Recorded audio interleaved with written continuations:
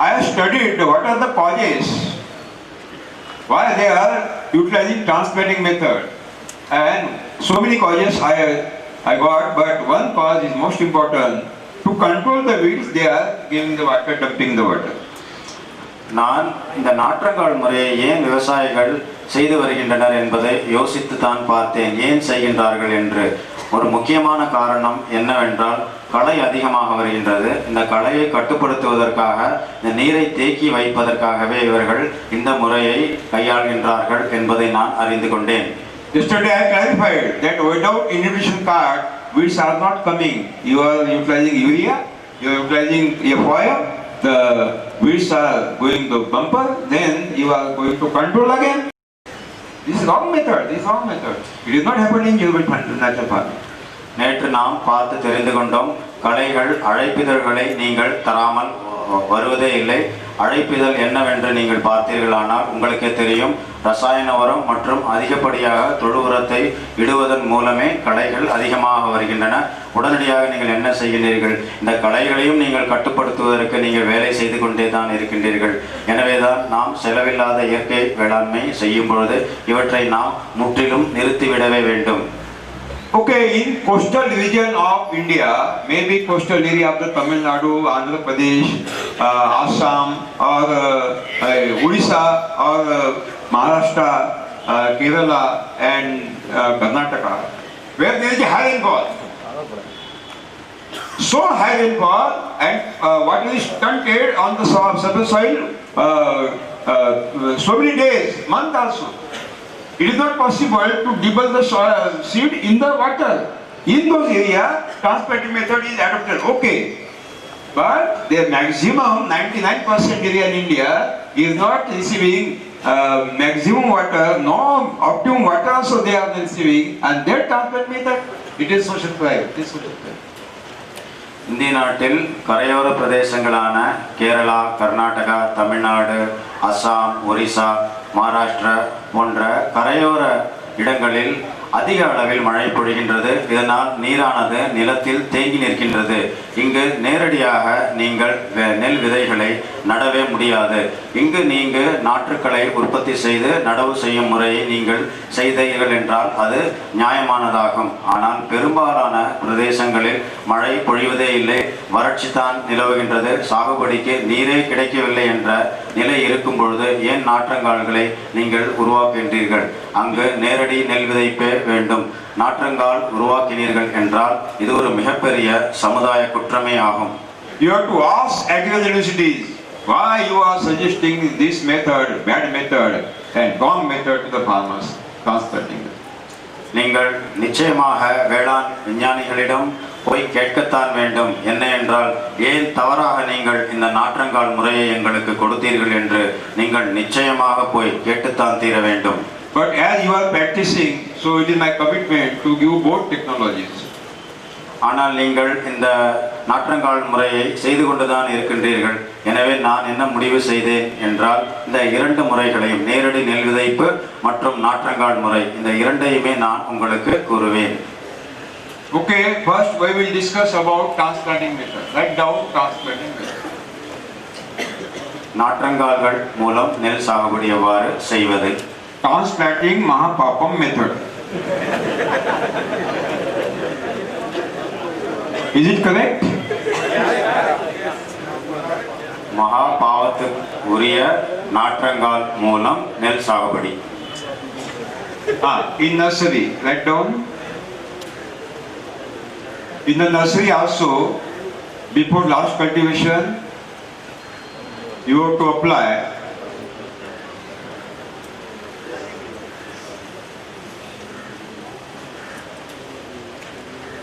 4 kg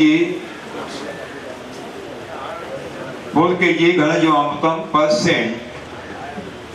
Mix it in the soil. In nursery, you have to apply 4 kg Ghanajivaamrutam per cent of the seed plot. Mix in the water, in the soil very well by last cultivation. நாற்றங்கால்களை எடுத்துக்கொள்ளுங்கள், உழவு செய்து கொள்ளுங்கள். கடைசி உழவிற்கு முன்பு 1 சென்டிற்கு 4 kilo அளவிலான கனஜீவாமிர்தத்தை இட்டு மண்ணில் கலந்துவிட்டு அதன் பிறகு உழவு செய்யுங்கள். கடைசி உழவிற்கு முன்பு 1 சென்டிற்கு 4 கிலோ அளவிலான கனஜீவாமிர்தத்தை இட்டு கடைசி உழவை செய்யுங்கள். இவ்வாறாக நீங்கள் நாற்றங்கால்களை உருவாக்க வேண்டும். Because of the raining or because of the giving irrigation water, the seeds will be germinated. Again, you have to cultivate the soil again so that weeds will be controlled. மழை நீர் பொழிவதினாலும் பாசன நீங்கள் இந்த நாற்றங்காலுக்கு கொடுப்பதினாலும் களைகள் வளர்ந்து வரும். இந்த களைகளை திரும்பவும் நன்றாக வளர்ந்த களைகளை மடித்து திரும்ப உழுது விடுங்கள். Dip the seed in the Bijamrutam. Those seeds, dip the seeds in the Bijamrutam. Those seeds will start to float upon the level of the Bijamrutam. Remove those seeds because these are light seeds, they can't germinate, and the low seeds should be removed, soak, dry in the shadow, and then you have to utilize phosphate. விதைக்காக எடுத்துக்கொண்ட நெல் விதைகளை நீங்கள் பீஜாமிர்தத்தில் விதை நேர்த்தி செய்ய வேண்டும். அப்பொழுது இந்த விதைகள் அனைத்தையும் ஜீவாமிர்தத்திற்கு உள்ளே அமிழ்த்தி வைக்க வேண்டும். பீஜாமிர்தத்தில் அடியில் அமிழ்த்தி வைக்க வேண்டும். அப்பொழுது சில விதைகள் மேலே வந்து மிதந்து கொண்டிருக்கும். இந்த விதைகள் நல்ல விதைகள் அல்ல, முளைக்கும் திறன் அற்றது. இந்த விதைகளை ஒதுக்கிவிட்டு எந்த விதைகள் பீஜாமிர்தத்திற்கு உள்ளே இருக்கின்றதோ அதை நீங்கள் உபயோகப்படுத்த வேண்டும். அந்த விதைகளை வெளியே எடுத்து நிழலில் உலர்த்தி விடுங்கள். Then broadcast the seeds and give Jivamrutam. Give Jivamrutam spray. I will give the details of the spray. The first method, broadcasting method. What maybe that they are adopting, but seed sowing or broadcasting method, what they are adopting? Yeah. இந்த விதைகளை நீங்கள் தற்பொழுது எவ்வாறு நாற்றங்காலில் விதைத்து வருகின்றீர்களோ அவ்வாறு நீங்கள் விதைத்து விடுங்கள். When you spray the Jivamrutam on the standing nursery crop, then you have to spray on the soil also, same time, on the crop and on the soil also. இந்த நாற்றுக்கள் முளைத்து வந்தவுடன் ஜீவாமிர்தத்தை நீங்கள் தெளிக்க வேண்டும். தெளிக்கும் பொழுது மண்ணிலும் இந்த ஜீவாமிர்தத்தை நீங்கள் கொடுங்கள். The first spray 7 days after germination start. முதல் தெளிப்பானது இது முளைத்து வந்தவுடன் 7 நாட்கள் கழித்து முதல் தெளிப்பு ஜீவாமிர்தத்தின் மூலம் செய்ய வேண்டும். 10 liter water plus 200 milli filter Jivamrutam. 10 litre நீர் 200 ml வடிகட்டிய ஜீவாமிர்தத்தை கலந்து தெளிக்கவும்.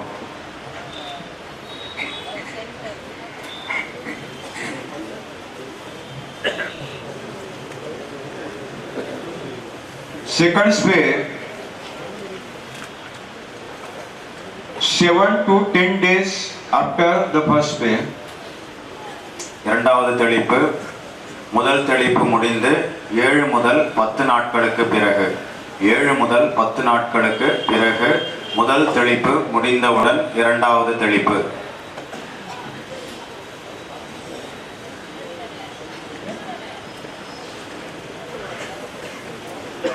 liter water plus 500 milli filter Jivamrutam.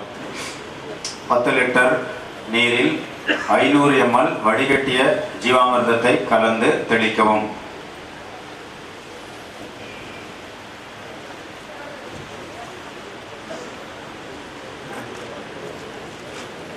And last spray 5 days before uprooting the seedlings.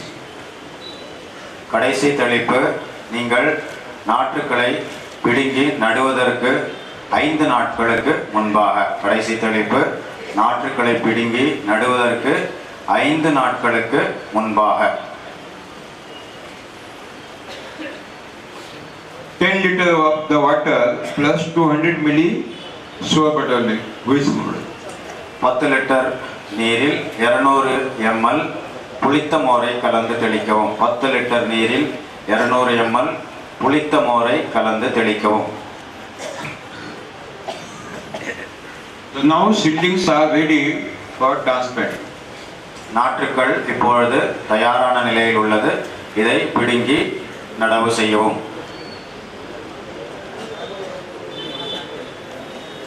Now commercial method of the commercial plot of the rice cultivation. Commercial plot of rice cultivation. Commercial. வர்த்தக ரீதியாக, வணிக ரீதியாக. So much time you are taking?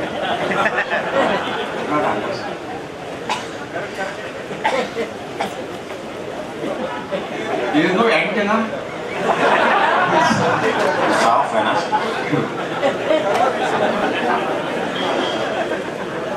Okay, number 1. Cultivate the soil very well. வணிக ரீதியாக நீங்கள் எங்கு நடவு செய்ய போகின்றீர்களோ அந்த நிலத்தை உழவு செய்து கொள்ளுங்கள். Don't take the deep cultivation by Demon Rakshasa tractor. இந்த உழவு செய்யும் பொழுது மிக ஆழமாக டிராக்டரை வைத்து உழவு செய்ய வேண்டாம்.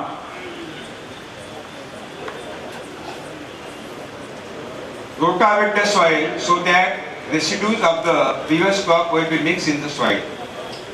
சுழல் கலப்பையை போட்டு உழவு செய்யுங்கள். சுழல் கலப்பையை இட்டு உழவு செய்யுங்கள். பெரிய கட்டியாக இருப்பவை சிறிது துகள்களாக மாறிவிடும்.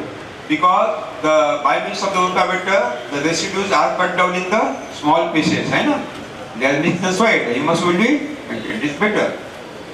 இவன் கடைசி அறுவடைக்கு முன்பு அங்கு உள்ள சிறிய இலை தழைகள் அவையெல்லாம் மண்ணுடன் நன்றாக கலந்துவிடும். சுழல் கலப்பையை வைத்து நீங்கள் உழவு செய்தீர்களானால். If you are not utilizing rotavator, okay, then collect the residues of the previous crop and utilize for mulching purpose. இந்த சுழல் கலப்பையை நீங்கள் உபயோகப்படுத்த வேண்டாம் என்று நினைத்தீர்கள். ஆனால் இங்கு உள்ள இலைத்தழை செத்தைகளை மூடாக்கு செய்வதற்காக சேகரித்து ஒரு ஓரமாக வைத்து விடுங்கள். Before last cultivation, spread out 400 kg Ghanajivamrutam per acre on the surface of the soil and mix that Ghanajivamrutam with the soil by means of the last cultivation. கடைசி உழவிற்கு முன்பு ஒரு ஏக்கருக்கு 400 கிலோ அளவிலான கனஜீவாமிர்தத்தை மண்ணில் இட்டுவிடுங்கள். அதன் பிறகு கடைசி உழவை செய்யுங்கள்.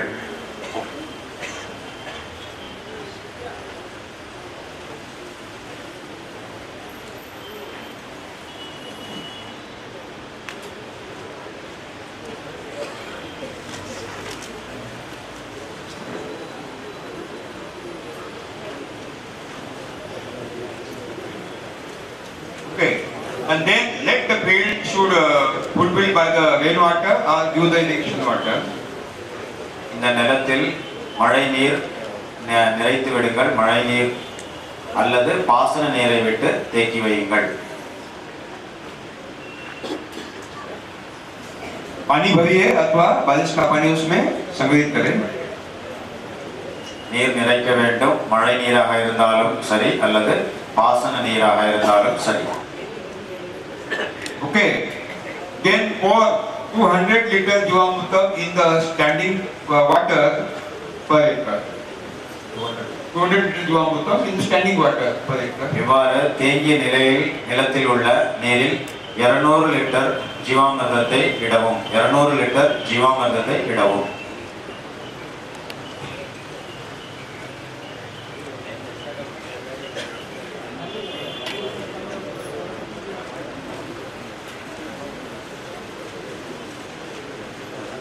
Then puddle the soil by tractor or by plow or by what are the instruments you are applying for puddling the soil. Puddling means தொழியடியுங்கள். What is it called? Before transplanting, you prepare the தொழியடித்தல், பரம்படித்தல் அல்லது தொழியடித்தல். ஒவ்வொரு இடத்துல the soil is mixed with in the water. Soil is mixed in the water, and you prepare mud. சேற்று உழவு செய்யுங்கள், பரம்படியுங்கள். No, you are mixing the soil in the water, and mud is prepared to transplant. சேற்று உழவு. It is called in English puddling. I don't know in Tamil what. சேற்று உழவு correct தானே? இல்ல பரம்படித்தல் அது இல்ல, சேற்று உழவு. அப்புறம் லெவல் பண்றதுக்கு தான் பரம்படிப்பீங்க, மட்டப்பலகை வச்சு ஓட்டுவீங்க. கரெக்டா? ஃபைன். சேற்று உழவு. Okay. Setuvadam. சேற்று உழவு. உழவு. Not Setuvadam.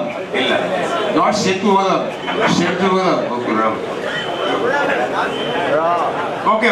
Okay. Now the field is ready for transplant. It's okay? இவ்வாறு சேற்றுழவு செய்த பின்பு அந்த நிலம் நாற்றை பிடுங்கி நடுவதற்கு ஏற்றதாக மாறுகின்றது. Sorry? Now uproot the seedling from the nursery, dip the roots in the Bijamrutam and transplant. இதன் பிறகு நாற்றங்காலிலிருந்து நாற்றுக்களை பிடுங்கி அந்த நாற்றுக்களின் வேர்களை பீஜாமிர்தத்தில் அமிழ்த்தி நேர்த்தி செய்து நடவு செய்யுங்கள். Transplant the seedling in the rows so that weeding can be done very easily by hand weeder or pull weeder, cycle weeder. இவ்வாறு நீங்கள் செய்யும் பொழுது இந்த நாற்றுக்களை நேர் வரிசையாக நடவு செய்யுங்கள். அப்பொழுதுதான் களை எடுப்பது எளிதாக இருக்கும். நேர் வரிசையாக நீங்கள் நடவு செய்யுங்கள். அப்பொழுதுதான் களை எடுப்பான் மூலம் நீங்கள் களை எடுத்தல் எளிதாக இருக்கும். There are 60 days duration varieties. They are called Sati. They complete the life cycle within 60 days, within 2 months. These varieties are called Sati. சில ரகங்கள் நெல் ரகங்கள் இருக்கின்றன. 60 நாட்கள் இதன் ஆயுட்காலமாகும். இந்த ரகத்தின் பெயர் சாட்டி ஆகும். Anybody have 60 days variety? Beautiful. Then some varieties are having the duration 75 days, some varieties are 90 days, some varieties are 105 days, some are having 120 days, 135 days, 150 days, 165 days, 180 days. இவ்வாறு ஆயுட்காலம் 75 நாட்கள் இருக்கின்றன. 90 நாள், 105, 120, 150, 180 வரை ஆயுட்காலம் உள்ள நெல் ரகங்கள், பலவிதமான ரகங்கள் இருக்கின்றன. There is one beautiful variety in northeast, that means Chhattisgarh, Odisha, some part of the West Bengal. It is called Lohandi. A red color rice, very nutritious. Pregnant माता को दी जाती है खाने के लिए. Lohandi, it is called Lohandi. We will supply the seeds also. லோஹந்தி என்ற ஒரு சிகப்பு ரக நெல் இருக்கின்றது. இது பெங்கால், ஒரிசா, சத்தீஸ்கர் போன்ற மாநிலங்களில் இருக்கின்றன. இதில் நுண்ணூட்டம், ஊட்டச்சக்தி மிக அதிகமாக உள்ளது. பிள்ளை தாய்மார்களுக்கும் இதை நீங்கள் கொடுக்கலாம். இந்த ரகத்தின் பெயர் லோஹந்தி ஆகும். 90 days duration. 90 நாட்கள் இதன் ஆயுட்காலமாகும். There is one variety, Jirge Sal. Just like jeera. Rice is just like jeera. What is called in Tamil Nadu? ஜீரக சம்பா. Jeera Samba. Anybody have Jeera Samba? Wow, बहुत बढ़िया. So, write down those varieties which are having 60 days, 90 day duration period. The between two lines, 6 inch, between two plant, 3 inch distance should be taken. जो variety 60 और 90 दिन में पकती है, दो कतारों के बीच में 6 इंच रखना है, दो पौधों के बीच में 3 इंच रखना है। 60 மற்றும் 90 நாட்கள் ஆயுட்காலம் இருக்கும் ரகங்களை நீங்கள் நடவு செய்ய வேண்டுமென்றால் வரிசைக்கு வரிசை 6 அங்குலம், செடிக்கு செடி 3 அங்குலம் வைத்து நடவு செய்யுங்கள். 60 மற்றும் 90 நாட்கள் ஆயுட்காலம் உள்ள ரகங்களை நீங்கள் நடவு செய்ய வேண்டுமென்றால் வரிசைக்கு வரிசை 6 அங்குலமும், செடிக்கு செடி 3 அங்குலமும் வைத்து நடவு செய்யுங்கள்.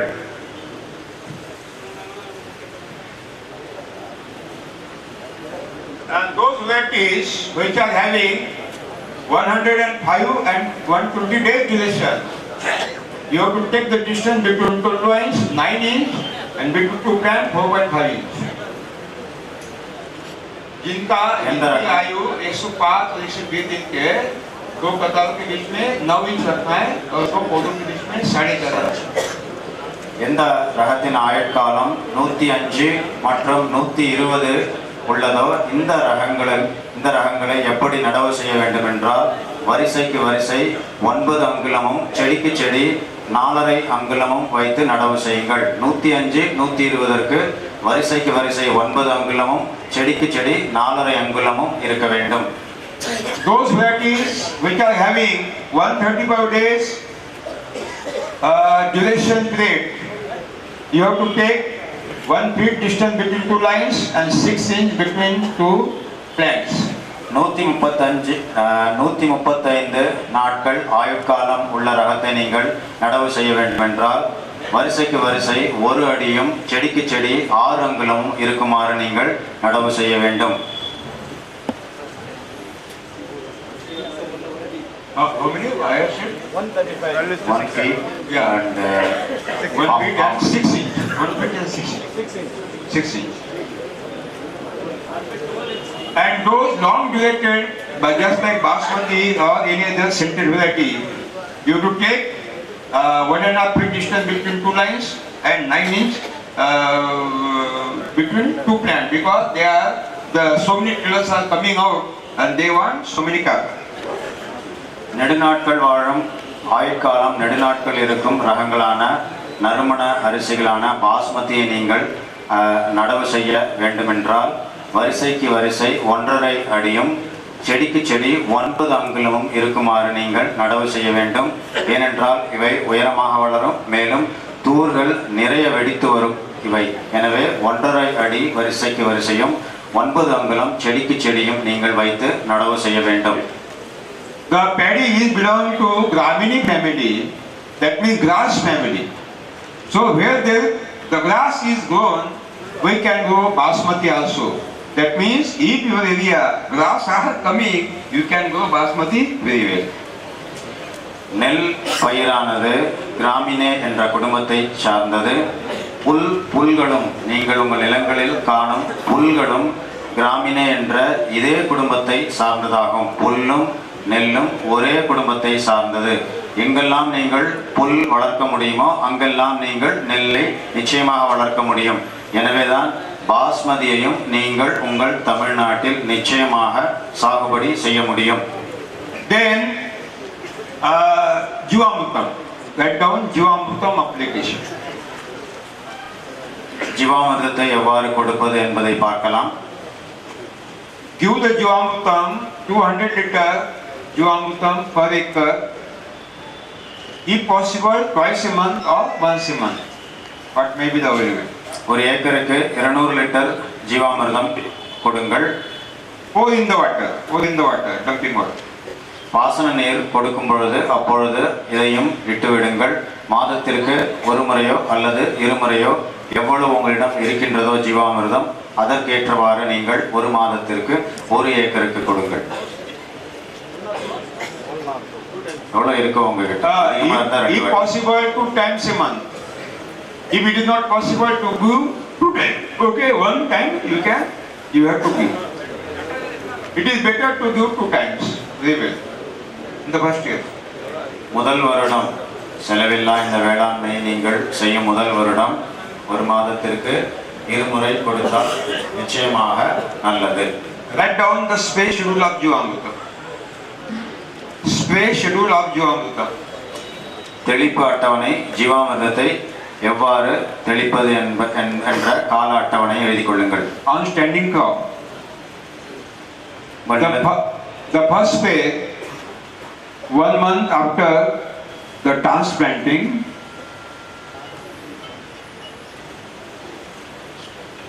முதல் தெளிப்பு நீங்கள் நாற்றை பிடுங்கி நடவு செய்த நாளிலிருந்து 1 மாதம் கழித்து. முதல் தெளிப்பு நாற்றங்கால்களிலிருந்து நாற்றை பிடுங்கி நடவு செய்த நாளிலிருந்து 1 மாதம் கழித்து. This is common for all variety. The first phase is common for all variety. இந்த முதல் தெளிப்பு எல்லா ரகங்களும் வேறு வேறு ஆயுட்காலம் உள்ள எல்லா ரகங்களுக்கும் இது பொருந்தும். Per acre 100 liter of the water plus 5 liter filtered Jivamrutam. ஒரு ஏக்கருக்கு 100 லிட்டர் நீரில் 5 லிட்டர் வடிகட்டிய ஜீவாமிர்தத்தை கலந்து தெளிக்கவும்.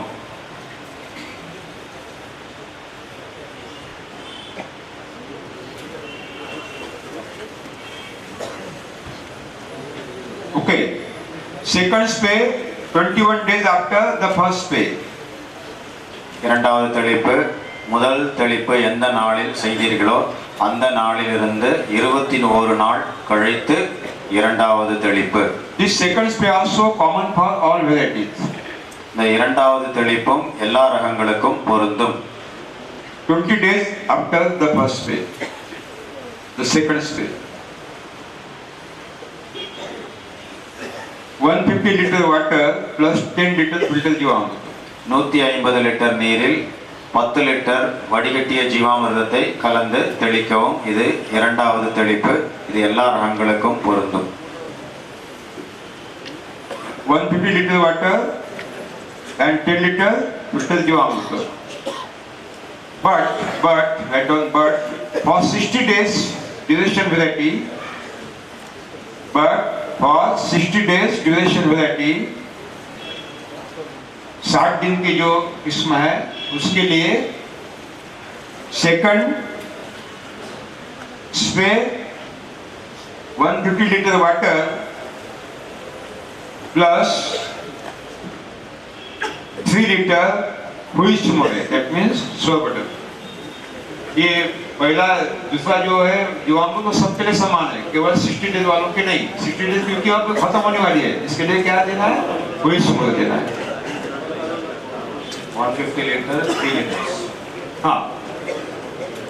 இந்த இரண்டாவது தெளிப்பு 60 நாள் ஆயுட்காலம் உள்ள நெல் பயிருக்கு என்ன செய்ய வேண்டும் என்றால் இரண்டாவது தெளிப்பு 150 லிட்டர் நீரில் 3 லிட்டர் புளித்த மோரை தெளிக்க வேண்டும். ஏனென்றால் இதனுடைய ஆயுட்காலம் மிக குறைவாகும், அறுவடை செய்ய வேண்டிய காலம் வந்துவிடும். அதனால் இரண்டாவது தெளிப்பு முதல் தெளிப்பு முடிந்து 21 நாட்கள் கழித்து 150 लीटर நீரில் 3 लीटर புளித்த மோரை கலந்து தெளிக்கவும். समझ में आया? हाँ. किसके लिए दूसरा हुइस्ट मोरे काय के लिए है? जो 60 दिन वाले 60 उसके लिए, 60 डेज के लिए, बाकी के लिए नहीं है. बाकी के लिए क्या है? जीवामृत है ना. Third spray 21 days after the second spray. மூன்றாவது தெளிப்பு எந்த நாளில் இரண்டாவது தெளிப்பு செய்தீர்களோ அந்த நாளிலிருந்து 21 நாட்கள் கழித்து. This spray is common for all except 90 days crop. இந்த மூன்றாவது தெளிப்பு எல்லா ரகங்களுக்கும் பொருந்தும். 90 நாட்கள் ரகத்தை தவிர்த்து 90 நாள் ரகத்தை தவிர்த்து மற்ற எல்லா ரகங்களுக்கும் இந்த மூன்றாவது தெளிப்பு பொருந்தும். 200 liter water, 20 liter filtered Jivamrutam. 200 litre நீரில் 20 லிட்டர் வடிகட்டிய ஜீவாமிர்தத்தை கலந்து தெளிக்கவும். 200 liter water, 20 liter filtered Jivamrutam. 200 litre நீர் 20 litre வடிகட்டிய ஜீவாமிர்தம். And for 90 days crop, like down for Lohandi 90 days. 21 days after second spray. 200 liter of the water, 5 liter huist moray. 205. 200 liter water and 5 liter soy buttermilk. இந்த 90 நாட்கள் ஆயுட்காலம் உள்ள நெல் பயிருக்கு மட்டும் மூன்றாவது தெளிப்பு 200 லிட்டர் நீரில் 5 லிட்டர் புளித்த மோரை கலந்து தெளிக்கவும். 200 லிட்டர் நீரில் 5 லிட்டர் புளித்த மோரை கலந்து தெளிக்கவும். மூன்றாவது தெளிப்பு 90 நாட்கள் ஆயுட்காலம் உள்ள நெல் பயிருக்கு மட்டும். Okay. Then post spray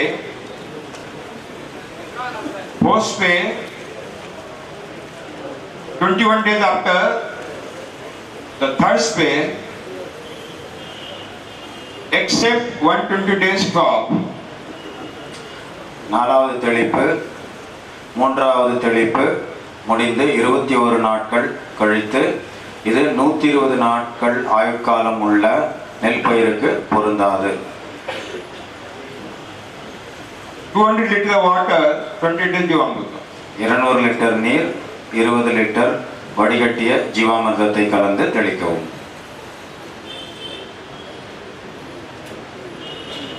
200 liter water, 20 liter ஜீவாமிர்தம், and 120 days crop only for 120 days variety.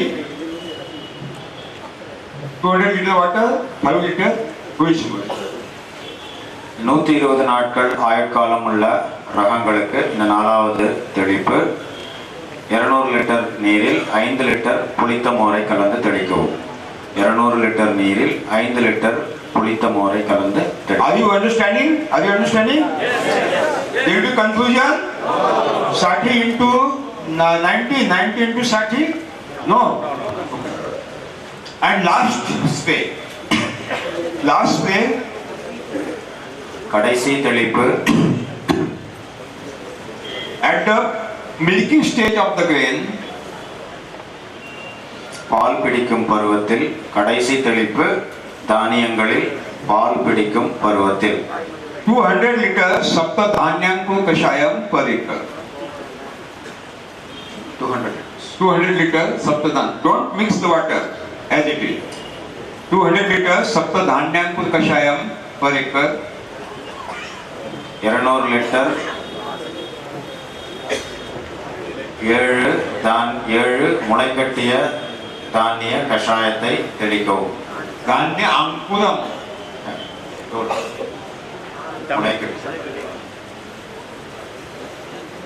Otherwise 200 liter water, 6 liter soy butter. Don't miss it for you. Anyone, either or. What will the availability? If it is not possible to get available sapta dhanyanku kashayam, you can utilize soy butter. Otherwise, sapta dhanyanku 260. 60. 7 தானிய முளைக்கட்டிய கஷாயம் அடிக்க முடியவில்லை என்றால் 200 litre நீரில் 6 litre புளித்த மோரை கலந்து அடிக்கவும். கடைசி தெளிப்பு தானியங்கள் பால் பிடிக்கும் பருவத்தில் தெளிக்க வேண்டும். 200 லிட்டர் 7 தானிய முளைக்கட்டிய கஷாயத்தை தெளிக்க வேண்டும்.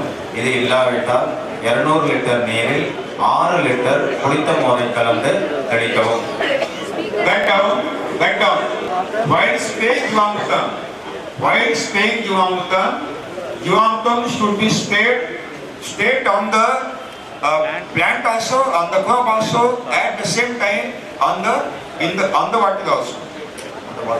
On the water also. On the soil also.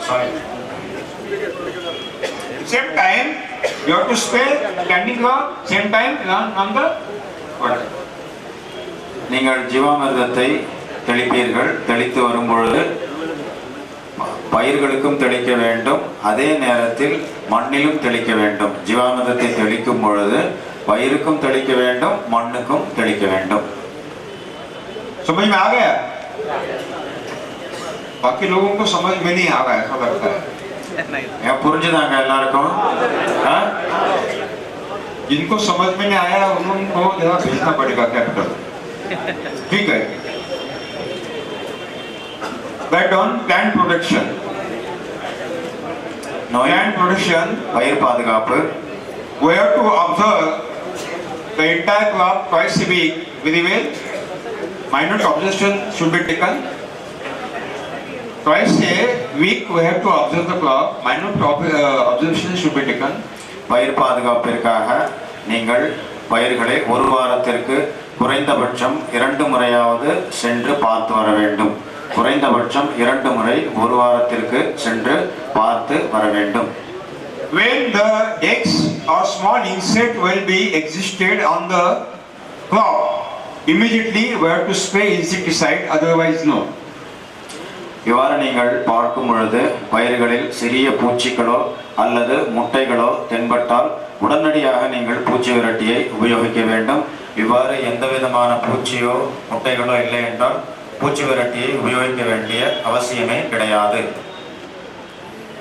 If there are black color or red color or yellowish colors, small spots on the leaves, it is the attack of the funguses and bacteria. Immediately you have to spray Jivamrutam or soy buttermilk fungicide as a fungicide.